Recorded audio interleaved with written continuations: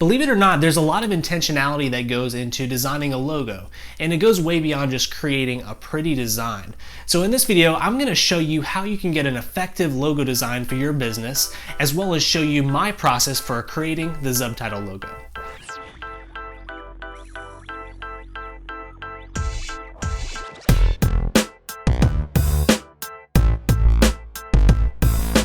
Hey, this is Luke Seavers with 19 Pro. I work with entrepreneurs to help them reflect success in their brand and grow their business online. Now, though I often tell people that branding is more than just a logo design is an important part of your brand. You can think of your logo as the face of your company. It's often the very first thing people see when they first interact with your brand, and so this can really make or break the way people feel moving forward about your company. The right logo design can influence this in your favor, but the wrong design can be harmful to your brand. The key here is that it's not just about having an attractive logo, it's actually about having the right logo. Think of a logo as sort of a sponge. It basically sucks up all of the brand equity that you've developed for your company. Now, if your company is still young, you haven't developed much recognition or reputation around your brand. But over time, your logo will come to encapsulate all of the feelings and emotions people associate with your brand. And if you take a look at some of these well-established brands, you'll know exactly what I'm talking about. You probably have your own emotions and feelings associated with these companies. So if you're curious to know what goes into designing an effective logo, I'm going to show you my exact process that I went through with the brand Zubtitle. Oh, by the way, this is not the logo I designed for them. This is just the one that they started out with. I think they got it on Fiverr. If you want to see the final design, be sure and stay tuned till the end. If you're not familiar with this company, Zubtitle basically helps you get your videos ready for social media to increase engagement. And they're most well known for their video captioning tool, which automatically transcribes your video and adds captions like this to the bottom of your video. I'll provide a link below so you can check them out. So we kicked off the Zubtitle branding project with brand strategy. Now, it's so important that you start with this first step of brand strategy because it's really the foundation for designing an effective logo and an effective brand. For this reason, you really need to hire a brand strategist, not just a graphic designer, to design your logo and your brand. The average designer is really only equipped to make things look pretty and to use, expensive design software. But there's often very little thought put into how this will help you achieve your business goals. Will it appeal to their ideal client? And will it be timeless enough to build that brand equity over time? I know that your goal is not ultimately to just look good. You actually want to grow your business. And that's why I start off with this brand strategy session. Leading up to this meeting, I first sent the client a short questionnaire just to get them thinking about some of these things ahead of time, and then we're going to elaborate on them further. I then scheduled a time to meet with the two Zubtitle founders for this session, and it lasted about an hour. Now, my goal with this brand strategy session is really to define the brand that they're trying to create.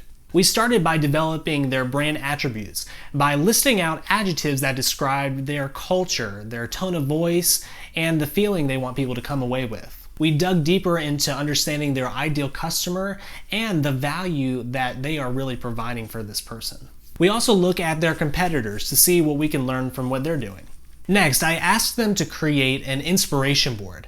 Now, while the brand strategy session can help us understand the brand in terms of words, this inspiration board helps me understand their brand visually. I asked them to post images to this board of just anything visual that they associate with their brand.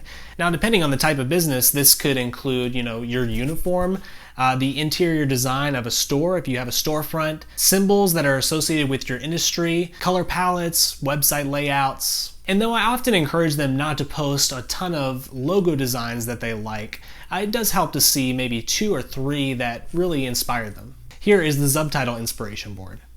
So from this point, I basically have everything I need to start the creative process. I take everything into account from their brand attributes and this inspiration board and start to conceptualize their new logo. For me, the first step is to sketch. This is literally the equivalent of a designer brain dump. And I like to even start right on paper of just sketching out ideas. Sketching is meant to be quick and sloppy, and it's just to get the ideas down and see what could work. Next, I moved some of these ideas over to the computer in Affinity Designer. And this technically is still considered sketching, but this time I'm actually putting it in vector form and trying out different ideas in the software.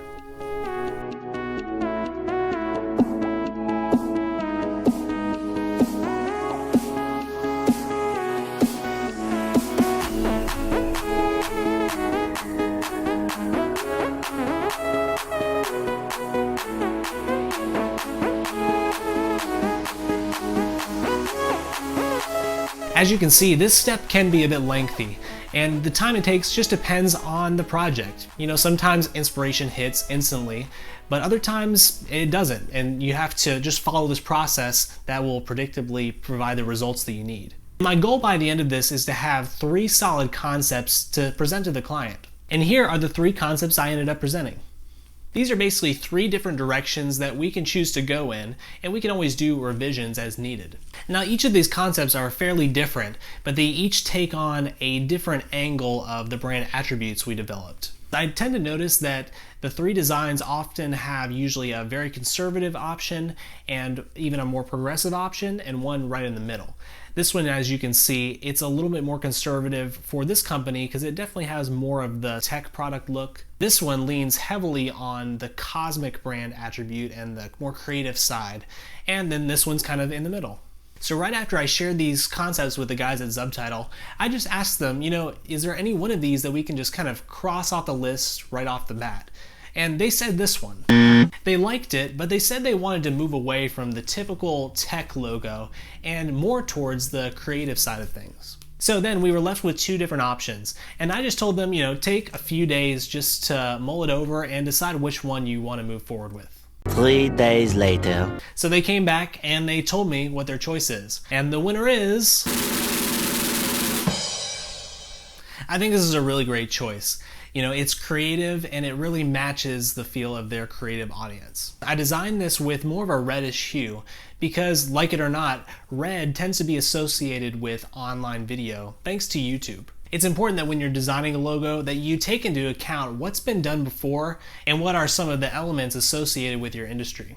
Red is also a color that spurs action, and I think that really does describe the users of Zubtitle, who are really the movers and the shakers on social media. This logo concept is also somewhat reminiscent of some of Gary Vee's aesthetics. One thing that we talked about early in our strategy session is that a lot of these creators are really trying to emulate Gary Vee with their online videos. So it just felt appropriate to look at his stuff for inspiration. After this point, we can do revisions if we need to, but honestly, the ones we had to do for Zubtitle were very minimal.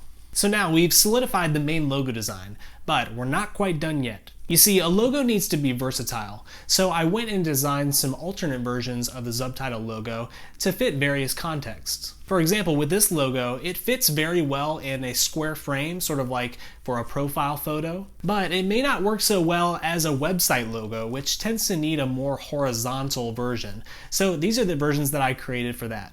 Also, the main logo would not work as well on darker backgrounds, so I went and designed a light version to fit these different contexts. Then I provide these in a variety of file formats: JPEGs for social media, PNG, which has transparency in the background, and vector files, which can be expanded even to the size of a billboard. Lastly, I share a document called a brand guidebook. Now this outlines really everything about your brand, so your logo designs, the usage of those logos, but then also other things like your brand attributes, your messaging, and your color palettes, typography, icons, all these different things to make your brand cohesive. So that's my entire logo design process. Now if you learned something new that you didn't know before about logo design, be sure and mention it in the comments below. I'd love to hear that. And if you feel like you are not putting your best foot forward with your branding, I would love to talk with you more about designing your logo and your entire brand. Or if you're not quite sure if your branding is the issue, but you are struggling in your business, allow me to provide a free brand audit where we'll go over not just your logo design, but your entire brand and marketing. The information that I share in this free audit is totally free to use how you wish. Please visit 19pro.com to schedule a time to chat. If you found this valuable, give this video a like. Also, subscribe and follow to get more tips like this in the future. Thanks, and I'll catch you next time.